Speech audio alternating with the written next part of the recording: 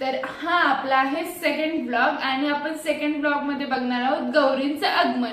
तर चला तर पाहूया मग आपल्या घरी काय काय होतंय. बघू शकता आमचं डेकोरेशन रेडी होते. ऍक्च्युली यासाठी आम्ही सगळ्यांनीच खूप मेहनत घेतली आणि स्पेशली माझे लाडके भाऊजी आणि सासरे यांनी खूप मेहनत घेतली आहे यासाठी. ऍक्च्युली आमचं फर्स्ट अटेम्प्ट थोडंसं फेल गेला. आम्ही खूप मेहनत घेतलेली त्यासाठी, बट अनफॉर्च्युनेटली ते सक्सेस नाही झालं. बट इट्स ओके, कधी कधी असं होतं. आणि तुम्ही बघू शकता की आमचं सुंदर डेकोरेशन रेडी आहे.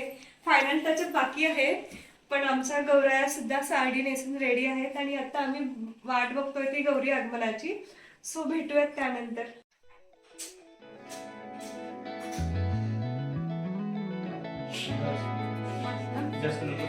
कसं बसतंय? छान दिसतंय. आपण एक वर्ष केलं होते. मी केदारनाथचा सुंदर असा देखावा केलाय. हे क्रेडिट सगळं जात आहे आऊंना. तर सुंदर असा देखावा केला. हे आमचे गोड बाप्पा.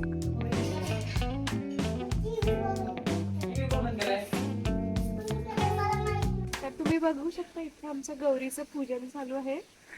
तर इथे माझे दोन्ही काकू छान पूजा करतायत. आपल्या रीतीप्रमाणे आपण पहिल्यांदा गौरी तुळशी समोर घेऊन येतो, तिची पूजा करतो आणि मग घरात घेऊन जातो. तर बघू शकता की आमच्या गौरी किती छान आहेत आणि आमची तुळसही खूप छान भरलेली आहे. म्हणजे आत्ताच ती लावलेली आहे, पण ती तिच्या 1-2 महिन्याच्या आणि खूपच आली शांतता आणि समृद्धीच्या पावलाने आली. कोणाच्या पावलाने आली? लक्ष्मी सुख शांती आणि समृद्धीच्या पावलाने आली. लक्ष्मी सोन्या चांद्याच्या पावलाने आली. आता तुम्ही ऑब्झर्व केलं असेल, आमच्या गौरी घरामध्ये येत आहेत आणि घरामध्ये येताना आपण म्हणतोय की सुख समृद्धीच्या पावलांनी आली, गुराढोरांच्या पावलांनी आली.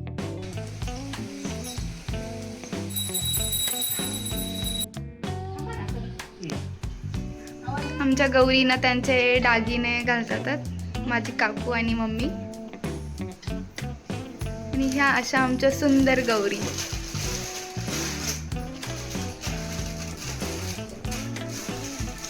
आणि हे आमचं सुंदर असं डेकोरेशन.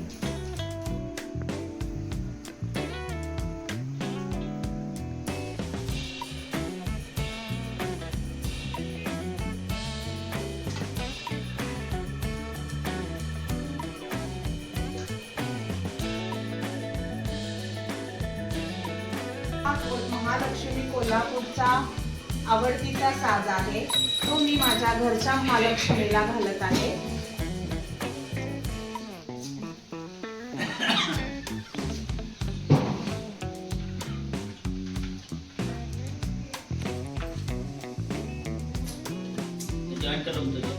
एक महालक्ष्मीचा आवडता साज आहे. याला लक्ष्मी दागिना असं म्हटलं जातं. तर हा सुद्धा मी महालक्ष्मीला घालत आहे.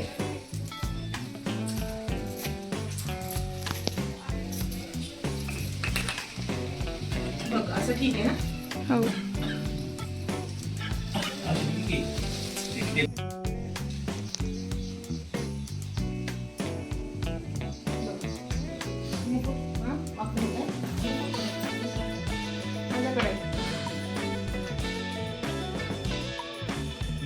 नाही हालायला नको तिला साज.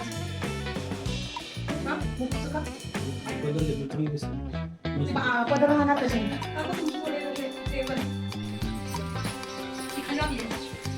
कोणती?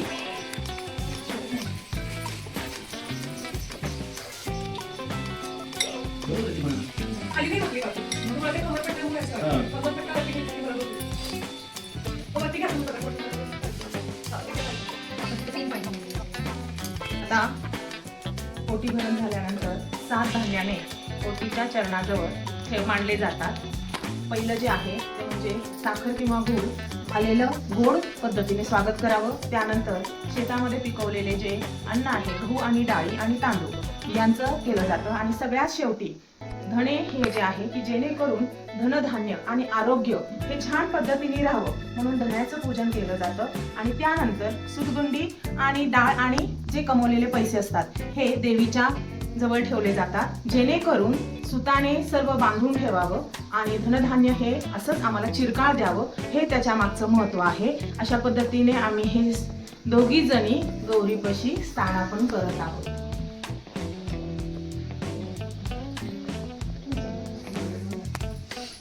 सुतगुंडी आत ठेवणार.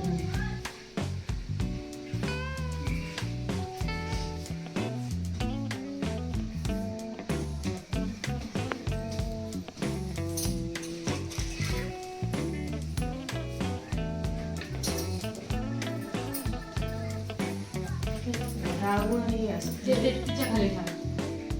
डाळगुळ आणि सुतगुळ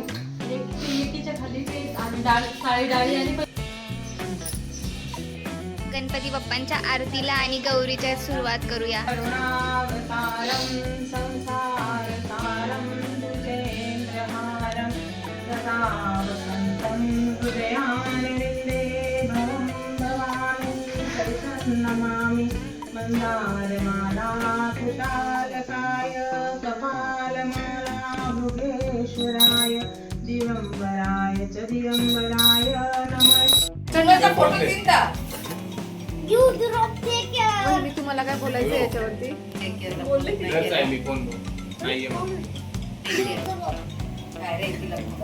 खोटं बोलायला लावतोय फोनवरती, माहित नाही कोण आहे काय सांगते आणि ही आपण खोटं बोलतात ते. खोटं बोलली ह्याच्यामध्ये कुठे खोटं बोलले मी? शिवू त्या दिवशी व्हिडिओ मध्ये तू चिप्स खात होता का?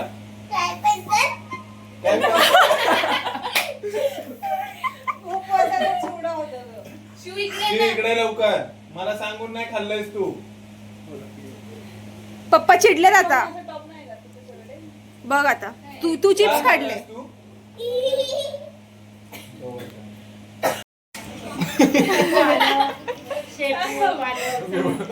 सांग ना. आमच्याकडे टिप्पणी आहे. टिप्पणी आमच्याकडे टिप्पणी आहे. टिप्पणी तुला देणार आहे. ए थांब. ए सांग ना काय जेवायला भाऊ. ए मागे हो ना. वहिनीने बनवलेली आंबा बर्फी. खोटरडा. विष्णूने बनवलेली शेपू. माझ्याकडे आमटी काकूने बनवलेली आणि श्रावणीने बनवलेली पालक. आणि उमा काकू उमा काकूचे आलेच नाही का आंबा बर्फी. नाही ग, वहिनीने बनवली आहे. चपात्या तू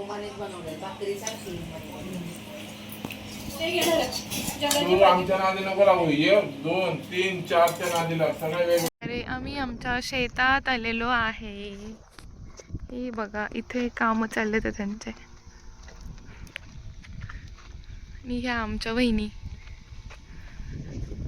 तर आम्ही आलो आता आमच्या गावी. तर आम्ही नेहमी गावी आली की आमच्या शेतात येतो. आणि ॲक्च्युली आहे ना इकडे गावी आल्यावर शेतात आलं खूप छान वाटतं, कारण आपण ऑफिसमध्ये नेहमी काम करत असतो ते धकाधकीचं आयुष्य, आणि इकडे आले की थोडंसं रिफ्रेशिंग होऊन जातं. सो तुम्ही बघू शकता इकडे आम्ही लावली आहे बाजरी, तिकडे आहे उडीद आणि पलीकडच्या शेतामध्ये ऊस आहे. ते बघा पाखरांच्या मागे चालली. पडली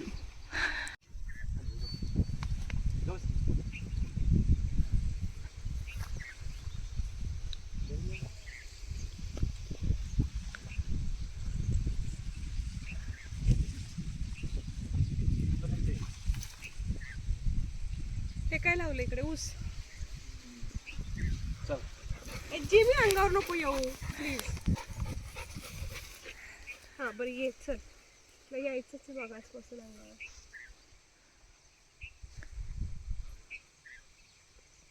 शांत बस की थोडा वेळ.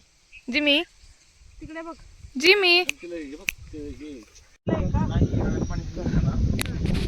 ते पाणी बाहेर पडत नाही लवकर आपलं, त्यामुळे आपलं पीक खराब होतं का, असं सगळं पाणी साचून राहतं. त्यामुळे आपण पाईपलाईन केली मध्ये सगळं पाणी बाहेर येतं. आपल्या शेतात नाही येते काय पाणी?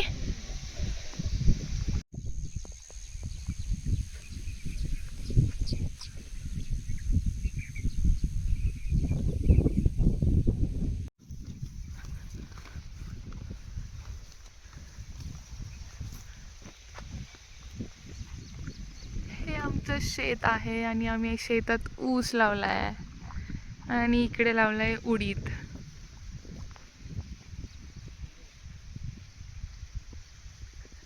आम्ही घरी चाललोय.